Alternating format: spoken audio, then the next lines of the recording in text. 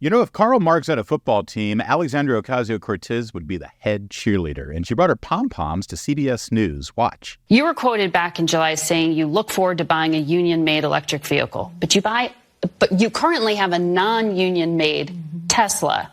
UAW already makes some electric vehicles. So Yes. why wasn't that? Is it a problem with the quality? Is it a problem with the style? Is the market just not there? No, our car was purchased during the pandemic when before a vaccine had come out. So travel between New York and Washington, the safest way that we had determined was an EV, but that was prior to some of the new models coming out on the market that had the range available.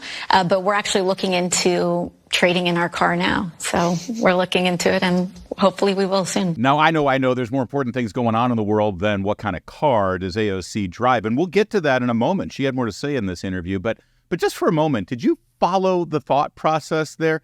You know, she flexes about the fact that she has an EV, an electric vehicle, so that she can save the planet and save the environment. And let me tell you something. A couple of years ago when she bought that Tesla, it was the thing to do. All the hipsters had one. And she knew then that it was made by non-union employees. It didn't matter. The most important thing was that she had the trendy, cool car that everybody wanted and envied. Now that Elon Musk is a champion of free speech and freedom in general, now she's got to get away from it and get with her union brothers and sisters.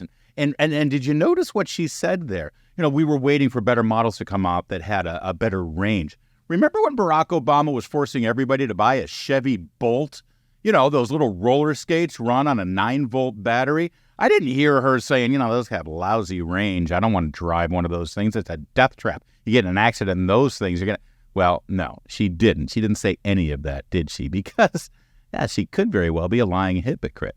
That said, she was asked about the border crisis, and here was her answer. In this specific instance, U.S. sanctions that were originally authored by Marco Rubio began and certainly took a large part in the driving of populations to our southern border. Shortly after those sanctions, those broad-based sanctions... You're talking about Venezuela. Yes. Shortly after those broad-based sanctions were enacted, we started seeing dramatic increases in these populations that were coming to our southern border.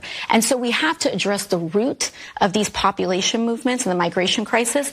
And we also have to address the domestic U.S. policy issues when it comes to immigration reform. But you know, the Maduro government has also been responsible for large parts of that. Are you saying that you want the Biden administration to pull back pressure on him? I think we need to re-examine the nature of these sanctions. Yes, the root cause, just like Kamala Harris, she wants to get to the root cause. And apparently the root cause for all of these people coming into this country illegally from Venezuela, well, it's our fault. Have you noticed with these Marxists, it's always America's fault. We're the root cause of everything. And you know those sanctions she's talking about, those broad-based sanctions that Senator Marco Rubio championed? Well, they were put in place because there was a fraudulent election after the death of dictator Hugo Chavez. And Mr. Maduro, the current dictator, he just put himself into power against the will of the Venezuelan people. And now AOC, she wants to do away with those sanctions because she supports authoritarian dictators, apparently.